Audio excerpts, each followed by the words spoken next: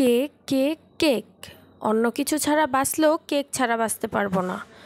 আর বাংলাদেশের প্রধান খাবার হচ্ছে কেক। কেক ছাড়া কেনই বা বাঁচবো? এত কিছু বুঝি না, কেক চাই মানে কেক চাই। এই হচ্ছে আমাদের বাংলাদেশের এখনকার প্রধান টপিক, কেক। আর মোস্ট ভাইরাল পারসন হচ্ছে কেক।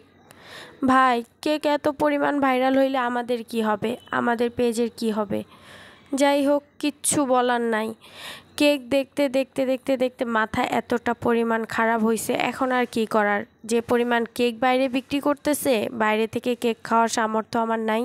আমি খুবই গরিব মানুষ ভাই, অল্প স্বল্প টাকা আমার। যাই হোক, আমি চেষ্টা করব ঘরেই একদম অল্প কোনো কিছু দিয়ে কেক বানানোর। যেই ভাবা সেই কাজ, লেগে পড়লাম কেক বানানোর জন্য। আর মোটামুটি কেক বানানোর সব কিছুই আমাদের ঘরে আছে, কারণ আমার জাল কিছুদিন আগেই কেক বানাইছিল, সেই জন্য উপকারী হয়েছে। আর খুবই অল্প উপকরণ দিয়ে আজকে কেক তৈরি করব। 2টা ডিম, ময়দা, baking soda, baking powder, cocoa powder and vanilla essence. যাই হোক, এত নামও বলতে পারি না ভাই, জীবনের প্রথম কেক বানাইতেছি, তাও অনেক হইলে হইব, না হইলে নাই, একদম আশা ভরসা ছাড়াই বানাইতেছি। জানি না খাইতে পারবো কি পারবো না, বাকিটা ইতিহাস। তা আপনারা দেখতেই পারবেন আমরা কি আসলে খাইতে পারি নাকি পারি না। ডিমের সাদা অংশগুলো নিয়ে কুসুম বাদ দিয়ে একদম সুন্দর করে ফোম করে নিয়েছিলাম। তারপর আটা ময়দা যা ছিল সব মিক্স করতেছি, আসলে যেটাকে বলে মেকআপ করে দিচ্ছি। ফোম তো সাদা হয়, এই জন্য আমি একটু আর কি আটা ময়দা মাখিয়ে তাদেরকে মেকআপ করে দিচ্ছি। যেহেতু আমার চকলেট ফ্লেভার খুব বেশি পছন্দ, এই জন্য আমি চকলেট কেকই বানাচ্ছি।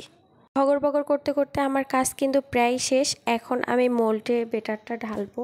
আর বেটারটা দেখতেই পাচ্ছেন কীরকম হয়েছে আর কতটা মিক্স হয়েছে, সুন্দর হয়েছে, আসলেই কিন্তু সুন্দর হয়েছে। পরে আপনাদের বলবো টেস্টটা কেমন হয়েছে। দেখতে পাচ্ছেন, আপনারাও চাইলে কিন্তু আমার মতো আকাম করার জন্য যদি করে থাকেন তাহলে করতে পারেন, সমস্যা নেই। সত্যি কথা এটাই যে যখন আমার ভিডিও ছাড়ার মতো কিছুই থাকে না, তখন আমি ঘরে এরকম সুন্দর সুন্দর এক্সপেরিমেন্ট করি আর কি। যাই হোক, সত্যি কথা বলতে কেকটা যখন বানাইতেছি আর তখন ভাবতেছি যদি এখন কেকটা তৈরি না হয়, খাওয়া না যায়, তাহলে তো আমার জামাই আমার পিঠের উপর দিবে, ঘাম্মুর ঘাম্মুর তাল ফালাবে, তাল না সরি ডাব ফালাবে। ইয়াম্মা, সেই চিংগাম স্যার, হ্যাঁ চিংগাম স্যার, মোটু পাকলুর চিংগাম স্যারের গুলির ভিতর থেকে যে ডাবগুলো পড়ে সেই ডাবগুলো আমার পিঠে পড়বে ভাই। যাই হোক, চিংগাম স্যারের ডাবগুলো আসলে পড়ে নেই। মাশাল্লাহ মাশাল্লাহ, কেকটা কিন্তু অনেক সুন্দর হয়েছে, দেখতেই পারতেছেন। কিন্তু অনেস্ট যদি আমি একটা রিভিউ দেই ভাই, বিশ্বাস করেন কেকটা আমি ঘরে থাকা উপকরণ দিয়ে এইভাবে ডেকোরেট করছি। যাই হোক, আপনাদের ভালো নাও লাগতে পারে, কিন্তু আমাদের কেকটা খাওয়া হয়ে গেছে।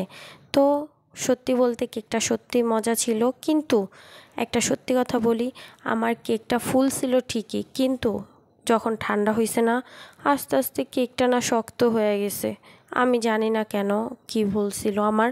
কিন্তু সত্যি দেখেন, দেখতে পাচ্ছেন আমার কেকটা কিন্তু হার্ড হয়ে গেছে, নরম না, জিনিসটা নরম থাকে নাই। মজার দিক দিয়ে বলতে গেলে একদম সব কিছু পারফেক্ট হয়েছে, কিন্তু কেকটা শক্ত হয়ে যাওয়ার কারণে আমার মনটা অনেক বেশি খারাপ হয়ে গেছে।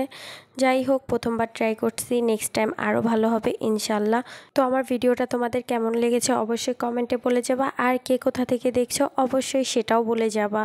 তো আজকের মতো চলে যাচ্ছি, টাটা অ্যান্ড আল্লাহ হাফেজ। Wait for next video, tata.